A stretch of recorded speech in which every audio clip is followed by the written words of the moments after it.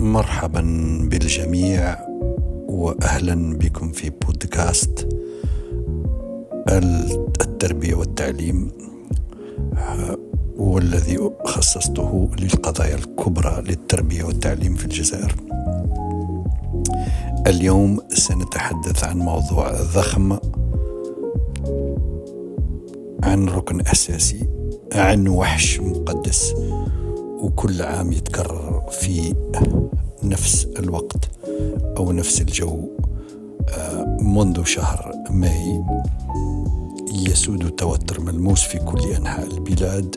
مئات الآلاف من العائلات تعيش على إيقاع المراجعات، القلق والسهر الليالي. المقاهي تفرغ من التلاميذ، والصيدليات ترى مخزونها من الفيتامينات والمهدئات يتناقص. لم يعد البكالوريا امتحان فحسب، بل أصبح مؤسسة وطنية، مرحلة مصيرية يعتقد أنها تحدد مستقبل الحياة بأكملها. لكن هل هذا صحيح حقا؟ هل ما زال هذا الطقس القديم مناسبا لعصرنا، أو هذا الجو القديم مناسبا لعصرنا؟ ألسنا نضحي براحة أبنائنا ونموهم الذهني من أجل شهادة قد لا تستحق كل هذا القدر من القداسة؟ إذن سؤالنا اليوم هو: هل يجب أن نلغي أو نصلح أو نستبدل البكالوريا في التعليم أو في المدارس الجزائرية؟ أهلا وسهلا بكم مرة أخرى. لنبدأ من ملاحظة بسيطة بل بديهية لأي شخص لديه ابن أو قريب في الثانوية: البكالوريا هي مصدر ضخم للقلق والتوتر، ظاهرة اجتماعية تحول شهر جوان إلى حالة جماعية من الهلع. وأتذكر هنا سنواتي في الثانوية جيدا، حيث لم يتغير شيئا تقريبا منذ ذلك الوقت. كان الضغط في كل مكان محسوسا مثل ضباب كثيف يغمر الأجواء. فمثلا في قاعة الأساتذة كان بعض المدرسين بنية طيبة، ولكن تحت ضغط هم أيضا يرددون بلا كلل: في الجامعة السنة القادمة سيكون الأمر مختلفا. لكن الآن يجب أن تراجعوا، أن انسوا كل شيء وركزوا فقط على الامتحان. هذه الجملة سمعتها كثيرا حتى أنها لا تزال ترن في أذني. وفي البيت المشهد نفسه: الآباء بنية طيبة طبعا يتحولون بفعل القلق إلى مراقبين دائمين، اهتمامهم يصبح خانقا. هل راجعت؟ هل أنت متأكد؟ ربما عليك أن تغلق التلفاز قليلا، اطفي الفيسبوك من فضلك، سلم هاتفك إلى أمك. أعرف عائلات كانت تطفي التلفاز عند الساعة 7 مساء خلال فترة المراجعة، وكان الإخوة الصغار يمشون على رؤوس أصابعهم، وتتوقف الحياة الاجتماعية تماما في البيوت. البيت يتحول إلى دير مكرس لقداسة البكالوريا. ولا ننسى سباق دروس الدعم الذي تحول في بعض أحياء الجزائر العاصمة ووهران وقسنطينة مثلا إلى تجارة مزدهرة. الآباء يرهقون أنفسهم ماديا لدفع تكاليف الأساتذة الخصوصيين في كل المواد. أعرف تلاميذ يدرسون 3 أو 4 حصص دعم يوميا بعد المدرسة، ينهون يومهم في 10 ليلا مرهقين ليبدأوا من جديد في 6 صباحا. إنه سباق ماراثوني لا تعليم حقيقي. والمشكلة أن هذا الضغط المستمر غير صحي على الإطلاق. الحفظ الأعمى فهو يدفع نحو أسوأ أسلوب تربوي. الحفظ الأعمى هو تلك الممارسة التي تقوم على ابتلاع كمية هائلة من المعلومات بغرض استرجاعها فقط يوم الامتحان، ثم نسيانها سريعا بعد ذلك. الطالب لا يتعلم ليفهم بل ليحصل على العلامة، والفرق هنا جوهري ومصيري. الدراسات الحديثة في علوم التربية تؤكد وباستمرار أن الحفظ المكثف ينتج تعلما سطحيا ومؤقتا، بعكس المراجعة المتكررة والمنهج النشط في الاسترجاع، اللذين يرسخان المعرفة بشكل دائم. مثلا حول علوم الأعصاب التربوية، دراسات منظمة التعاون والتنمية لوسيديو في سنة 2019 تثبت أن التوتر الناتج عن المراجعة المكثفة يضعف الذاكرة العاملة ويؤثر على التفكير المنطقي. وكذلك آخرون أمثال دانلوسكي سنة 2013 أظهرت تحليلاته أو تحليلات الباحث أن الحفظ الآلي من أقل الاستراتيجيات التعليمية فعالية، لأنه لا ينمي المهارات القابلة للتطبيق أو التفكير النقدي. أما تقارير المجلس الوطني لتقييم النظام التعليمي فتكشف أن 75% من المعلومات التي تكتسب بالحفظ المكثف تنسى خلال 6 أشهر فقط، مقابل 25% فقط عند التعلم المنتظم والمتدرج. كل هذه الأبحاث تؤكد أن أسلوب الحفظ الأعمى يضعف الذاكرة ويقتل التفكير العميق. ولنأخذ أمثلة جزائرية ملموسة في مادة التاريخ والجغرافيا. بدلا مثلا من فهم الأسباب العميقة لثورة التحرير، يطلب من التلاميذ حفظ التواريخ، أسماء المعارك وقوائم طويلة، والنتيجة بعد شهرين من الامتحان لا يستطيع كثيرون تذكر سياق المؤتمر، مثلا مؤتمر السومة. وفي الفلسفة الصورة أوضح. مثلا يطرح السؤال: ما هي السعادة؟ بدلا من التساؤل مثلا والقيام بتفكير شخصي، يحفظ الطالب 15 مقولة و15 مقولة و5 مخطوطات نموذجية و3 أخرى حول موضوع الحرية مثلا. يصبح الطالب هنا ببغاء مثقفا يقتبس من كانت وديكارت، لكن إذا سألته عن رأيه هو في الحرية يصمت غالبا. هل طور فعلا فكره النقدي؟ أشك في ذلك. حتى في المواد العلمية المنطق نفسه يتكرر. نحفظ الصيغ والمعادلات دون فهم معناها أو استخدامها. أذكر مثلا صديقا لي كان متفوقا في الفيزياء، حفظ جميع التمارين النمطية للبكالوريا، لكن يوم الامتحان حين تغير سؤال قليلا ضاع كليا، لقد خانه الحفظ الأعمى.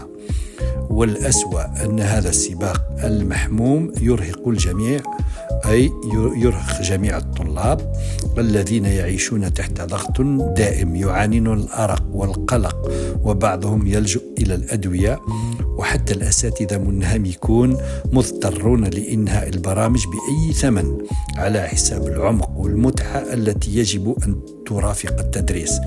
كيف يمكن لأستاذ الأدب أن ينقل حب اللغة وهو مضطر لإنهاء البرنامج قبل شهر أفريل؟ وكيف يشجع أستاذ العلوم على الفضول العلمي وهو مجبر على المرور السريع على الفصول استعدادا للامتحان الكبير، لا وهو امتحان البكالوريا؟ أرى أساتذة أكفاء ومتحمسين يتحولون إلى آلة توزيع أو أوراق مراجعة وحلول جاهزة. تصبح التربية مجرد تدريب ذهني ميكانيكي نحضر فيه التلاميذ كأنهم في سيرك للعرض الكبير. البكالوريا بدلا من أن نعد عقولا حرة وناقدة للحياة. دعونا نطرح سؤال وجيه: هل للبكالوريا فائدة حقيقية أم أنها سراب التوجيه؟ يقال دائما أن كل هذا الجهد والضغط من أجل هدف نبيل. إن البكالوريا هي جواز العبور إلى الجامعة، الخطوة الحاسمة نحو المستقبل، نحو الحلم المهني. لكن فلنكن صادقين قليلا. هل هذا النظام العتيق يفتح فعلا الأبواب بعدل ومنطق للجميع؟ هل يقيس حقا الكفاءة والشغف؟ دعونا نبدأ بحكاية بسيطة ونأخذ مثلا ياسين، شاب من تيزي وزو، يعشق الإعلام الآلي منذ الصغر، يصلح الحواسيب بنفسه، يبرمج ألعابا صغيرة على هاتفه، ويقرأ في المنتديات التقنية ساعات طويلة. في البكالوريا تفوق ياسين في الرياضيات والفيزياء بشكل ممتاز، حيث تحصل على نقطة 18 في الرياضيات و17 في الفيزياء، لكنه تعثر في الفلسفة والعربية. كان معدله العام 11.5 كاف للنجاح، لكنه غير كاف لدخول تخصص الإعلام الآلي في الجامعة. والنتيجة ضاع حلم ياسين، ليس لأنه لم يكن قادرا، بل لأن نظام التقييم لا يرى إلا الأرقام، لا الشغف ولا المهارة. ومثل ياسين هناك مثلا سارة من ولاية عنابة، طالبة مجتهدة حلمها أن تصبح طبيبة، حصلت على معدل 13.5 في امتحان البكالوريا، لكن الطب في الجزائر يتطلب معدلا على أعلى، فتم توجيهها إلى تخصص الأحياء، تخصص قريب نعم، لكنه لم يكن حلمها الحقيقي. اليوم صارت تدرس بلا حماس، وياسين فقد شغفه بالتعلم. قصتان بسيطتان من آلاف القصص المشابهة. في كل عام نجد طلابا يحاصرهم نظام يختزل شخصياتهم وطموحاتهم في رقم واحد، رقم جامد يقرر مصيرهم. وهكذا تتحول البكالوريا من امتحان للتقييم إلى آلة فرز اجتماعي. امتحان واحد في ظرف أيام معدودة يختزل 12 سنة من التعليم، ويحدد من سيعتبر ناجحا ومن يكون فاشلا. لكن هل الحياة فعلا تقاس بهذه البساطة؟ هل العدالة أن نحكم على كل طالب بنفس المعيار؟ أن نطلب من الرسام أن يتفوق في الرياضيات، ومن المبرمج أن يتقن تحليل النصوص الأدبية؟ كما قال أينشتاين ذات مرة: إذا حكمت على سمكة بقدرتها على تسلق شجرة، ستقضي حياتها وهي تعتقد أنها غبية. هذا بالضبط ما نفعله حين نقيس جميع الطلاب بنفس المقياس. لا نمنحهم فرصة أن يظهروا ما يميزهم فعلا. البكالوريا في شكلها الحالي لا تقيس المواهب ولا المهارات الحقيقية ولا حتى الجهد المستمر طوال السنة. إنها تقيس شيئا واحدا فقط: قدرتك على الصمود أسبوعا واحدا تحت ضغط هائل، وقدرتك على تذكر أكبر قدر من المعلومات في أقصر وقت ممكن. لكننا نعلم جميعا أن هذا لا يشبه الحياة الحقيقية أبدا. في الحياة النجاح يقوم على المثابرة، الفضول، التواصل، الإبداع، وليس على الحفظ فقط. ومع ذلك يستمر النظام منذ عقود كان الزمن توقف عنده. لقد خلقت البكالوريا ثقافة كاملة في المجتمع الجزائري، ثقافة الخوف من الرسوب أكثر من حب المعرفة. أصبحنا نربي أبناؤنا على فكرة خطيرة أن القيمة تقاس بالمعدل، إن الذكاء رقم، إن النجاح شهادة، وإن الفشل امتحان يعني الفشل في الحياة. وكم من شاب فقد ثقته بنفسه بعد رسوبه في البكالوريا فانغلق على نفسه أو ترك الدراسة، رغم أنه ربما كان أذكى من كثير من الناجحين. وهنا تكمن المأساة الحقيقية: إننا نضيع الطاقات لا لأنهم فاشلين، بل لأن النظام لا يعرف كيف يكتشفهم. وهكذا تصبح البكالوريا في الجزائر أشبه بمرآة مشوهة تعكس صورة غير حقيقية عن قدرات أبنائنا. هي ليست أداة تقييم عادلة، بل اختبار قديم يصر على معاقبة التنوع والاختلاف، والنتيجة جيل كامل يتخرج من الثانوية وهو يشعر بالإرهاق لا بالفخر، جيل يرى العلم عبئا لا متعة، ويرى الامتحان عقوبة لا فرصة للتعبير. أليست هذه خسارة كبيرة لوطن يحتاج لكل عقل مبدع؟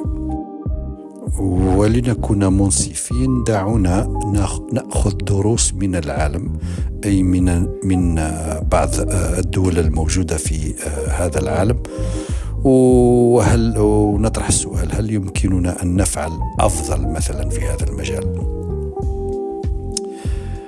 إذن دعونا نطل قليلا على العالم من حولنا، فالكثير من الدول خاضت نفس النقاش الذي نعيشه اليوم، ونجحت في تطور أنظمتها التعليمية لتكوين أكثر عدل وإنسانية.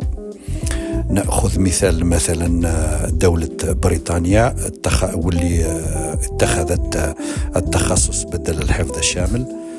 في بريطانيا مثلا نظام البكالوريا مختلف تماما، لا يطلب من الطالب أن يدرس 10 مواد دفعة واحدة كما نفعل نحن. هم عندهم ما يسمى بالA levels، وما يطلبوش من التلاميذ أنهم يدرسوا 10 مواد دفعة واحدة، بل يعتمد النظام عندهم على ما يعرف ب اختيار. الطالب يختار كل 3 أو 4 مواد فقط هي التي تتناسب مع ميوله ومساره المستقبلي. فمن يريد دراسة الطب يختار الأحياء مثلا والكيمياء، ومن يطمح إلى الهندسة يختار الرياضيات والفيزياء، ومن يعشق الأدب يختار اللغة والتاريخ والفلسفة. وبهذا الشكل يصبح التعليم شخصيا، يبنى حول الطالب لا حول النظام. كما يتم التقييم على مراجع من خلال امتحانات موزعة على السنة وأعمال تطبيقية، وليست كلها في أسبوع واحد، وقاتل كما هو معمول به في البكالوريا.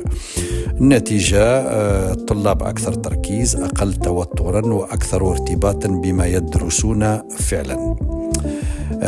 ثانيا نأخذ مثلا النظام في فنلندا، واللي نسميها أنا لا امتحان نهائي على الإطلاق. أما في هذه الدولة اللي سميتها اللي هي فنلندا، الدولة التي تصنف ضمن الأفضل تعليميا في العالم، فالمبدأ مختلف جذريا. لو وجود الامتحان وطني نهائي مثل البكالوريا. نعم، لا بكالوريا إطلاقا. المدارس هي التي تقيم الطلاب بشكل مستمر طوال سنواتهم الدراسية من خلال مشاريع، أعمال جماعية، عروض شفوية، ومتابعة فردية. الهدف هناك ليس أن نحكم على الطالب، بل أن نساعده على التقدم. التلميذ الفنلندي يعيش تجربة تعليمية هادئة، لا يعرف الرعب من الامتحان، ولا يفقد ثقته بنفسه بسبب رقم في ورقة. الأساتذة أيضا يعيشون تجربة مختلفة، فهم مثلا أحرار في طريقة التدريس، لا يطاردهم البرنامج الوزاري بل بكل تفاصيله كما عندنا، والنتيجة طلاب أكثر سعادة ومدرسون أكثر إبداعا، ونظام تعليمي يزرع الفضول لا الخوف. البلد الثالث اللي هو فرنسا، والتقييم المستمر والاختبار الشفهي. في فرنسا لم يلغى نظام البكالوريا، لكن تمت مراجعته بعمق خلال السنوات الأخيرة. اليوم مثلا نجد أن 40% من المعدل العام يأتي من التقييم المستمر، أي من نتائج الطلاب خلال السنة الدراسية. أما 60% المتبقية فتأتي من اختبارات نهائية أقل عددا وأخف ضغطا.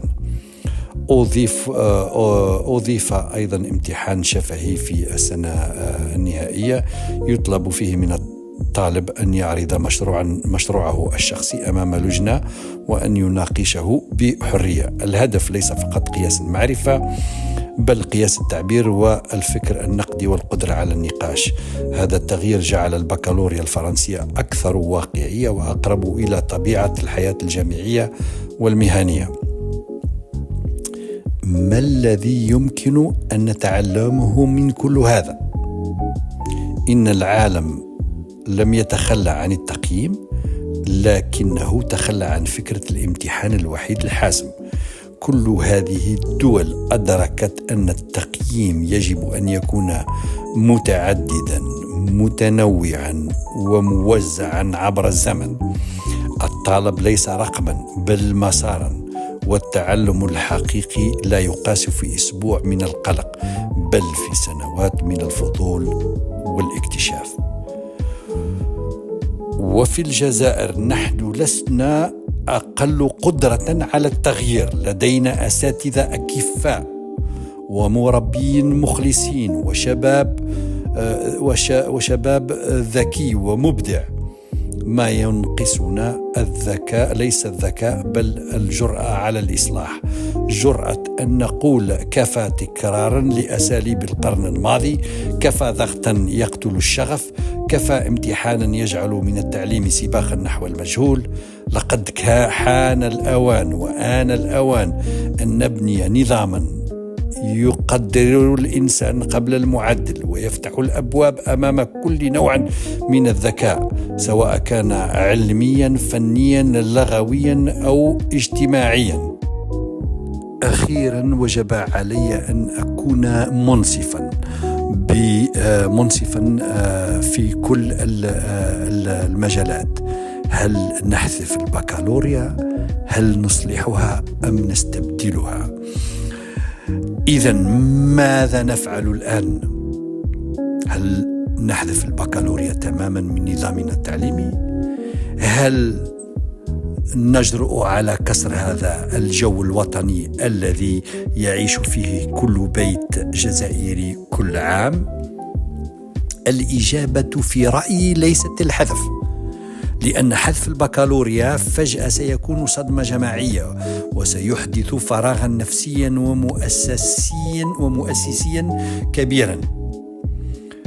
فأجيال كاملة تربت على فكرة عام الباك، ومنهم أنا المتحدث، وعائلات ضحت بوقتها ومالها من أجل دروس الدعم، ومؤسسات تعليمية بنيت حول هذا الامتحان.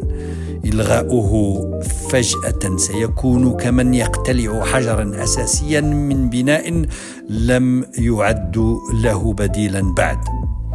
لكن الإصلاح ممكن بل ضروري وعاجل. إصلاح البكالوريا لا يعني إنهاؤها بل إعادة تعريفها، إصلاح يجعلها أكثر عدلا، أكثر إنسانية وأكثر واقعية. وإليك كيف يمكن أن نبدأ بإصلاحها من الآن؟ أولا، إدخال التقييم المستمر، بدل أن يكون كل شيء مرهون بأسبوع واحد في شهر جوان يحسب جزءا من المعدل، لنقول مثلا 30% إلى 40% مثلا من أداء الطالب خلال السنة الدراسية.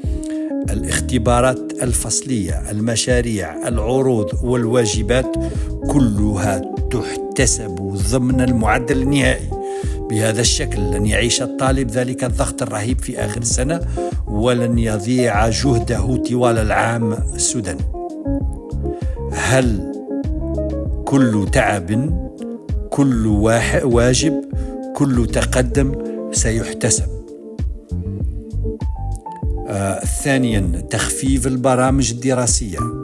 اليوم برامجنا مليئة بالتفاصيل التي لا تترك مساحة للفهم، لا تترك مساحة للفهم.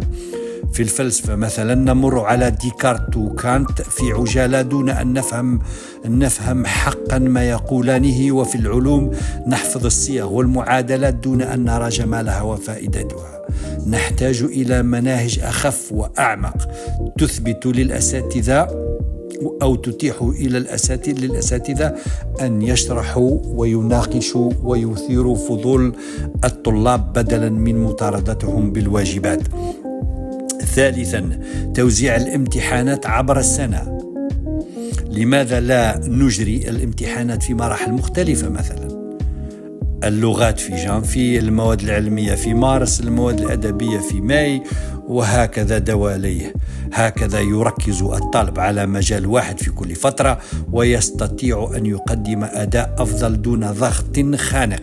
هذه الفكرة معمول بها في دول كثيرة، وأثبتت نجاحها في تقليل القلق ورفع جودة التعلم. رابعا، إصلاح طبيعة الأسئلة. يجب أن تصبح الامتحانات وسيلة لاختبار الفهم والتحليل، لا للحفظ فقط. في التاريخ مثلا، بدلا أن يسأل الطالب اذكر أسباب ثورة التحرير، يمكن أن يطلب منه تحليل وثيقة تاريخية واستخلاص السياق والنتائج منها. وفي الفلسفة مثلا، بدلا من استظهار أقوال محفوظة، يطلب من الطالب التفكير بصوته والتعبير عن رأيه. هو بهذا نعيد الحياة إلى روح التفكير النقدي، ونعد جيلا يحسن الفهم قبل التكرار. وعلى المدى البعيد علينا أن نفصل بين أمرين: نهاية المرحلة الثانوية، أي شهادة تثبت أن الطالب أنهى تعليمه العام، الولوج إلى الجامعة الذي يمكن أن يتم عبر مسابقات أو ملفات متخصصة. هكذا يصبح البكالوريا مجرد شهادة نهاية مرحلة، وليست بوابة الجنة أو الجحيم كما نراها اليوم. فالطالب الذي يريد الطب مثلا يمكن أن يقبل حسب ملفه، اهتماماته ومشاريعه، وليس فقط حسب نقطة عابرة في امتحان واحد. بهذا الشكل نعيد المعنى إلى المدرسة، ونعطي لكل موهبة حقها، سواء كانت في العلوم أو الفنون أو الحرف أو الفكر. لقد آن الأوان أن نستعيد المعنى الحقيقي للتعليم، أن نحول البكالوريا من نقطة نهاية إلى مرحلة عبور، من امتحان مخيف إلى تجربة تعلم صادقة، من سباق مرهق إلى رحلة نمو فكري وإنساني. فمدارسنا ليست مصانع علامات، بل حدائق عقول، وأبناؤنا ليسوا متسابقين في مضمار، بل باحثين عن ذواتهم ومستقبلهم. فلنحرر التعليم من سجن التقييم الواحد، ولنمنح أبناؤنا فرص أن يتعلموا ليعيشوا، لا فقط لينجحوا.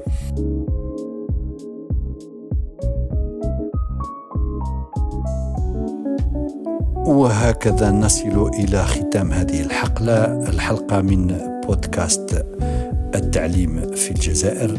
كانت هذه آرائي، وربما تختلف آراؤكم، وهذا جميل، فالنقاش هو أول خطوة نحو التغيير.